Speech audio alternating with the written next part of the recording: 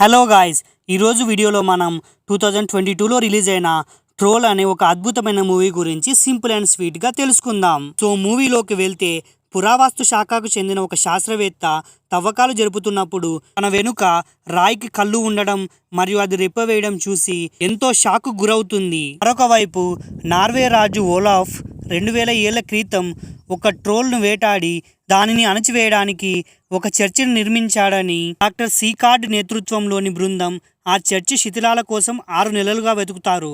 ఈ క్రమంలో నోరా అనే శాస్త్రవేత్తకు కొన్ని భారీ జంతువుల అవశేషాలు కనిపిస్తాయి. ఈ సమయంలో డోవ్రే పర్వతాలలో ఒక రైల్వే కంపెనీ సొరంగం కోసం పేలుడు జరిపినప్పుడు అక్కడ వింత శబ్దాలు వినిపించి భారీ అడుగుజాడలు కనిపిస్తాయి.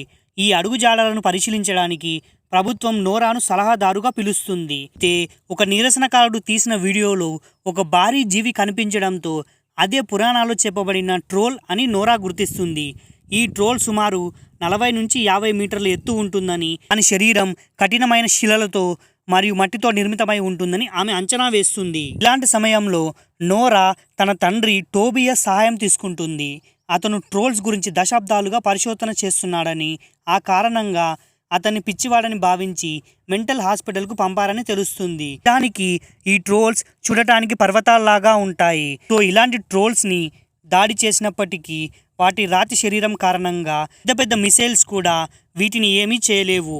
అయితే దురదృష్టవశాత్తు ట్రోల్తో కమ్యూనికేట్ చేయడానికి ప్రయత్నించిన టోబియస్ ఒక సైనికుడి దాడి కారణంగా ట్రోల్ కోపానికి గురయ్యి టోబియస్ మరణిస్తాడు. ఇలాంటి సమయంలో ట్రోల్స్కు చర్చి గంటల శబ్దం అన్నా మరియు సూర్యరశ్మి కిరణాలు అన్న విపరీతమైన భయం అని నోరాకి తన తండ్రి డైరీ ద్వారా తెలుస్తుంది. నార్వే రాయల్ ఫ్యామిలీకి ఈ ట్రోల్స్ ఉనికి గురించి ముందే తెలుసని వారు ఈ రహస్యాన్ని దాచిపెట్టారని నోరాకు తెలుస్తుంది. అయితే మరొక వైపు ఈ ట్రోల్ నగరం వైపు దూసుకుంటూ వస్తుంది. ఆ ట్రోల్ కేవలం తన జాతికి చెందిన అవశేషాలను చూడటానికే నగరం వైపు వస్తుందని నోరాకి తెలుస్తుంది. సో చివరికి నోరా ఆ ట్రోల్ను కాపాడాలని ఎంతో ప్రయత్నించినప్పటికీ సూర్యోదయం కావడంతో సూర్యరశ్మి సోకి ఆ ట్రోల్ ప్రాణాలు కోల్పోతుంది.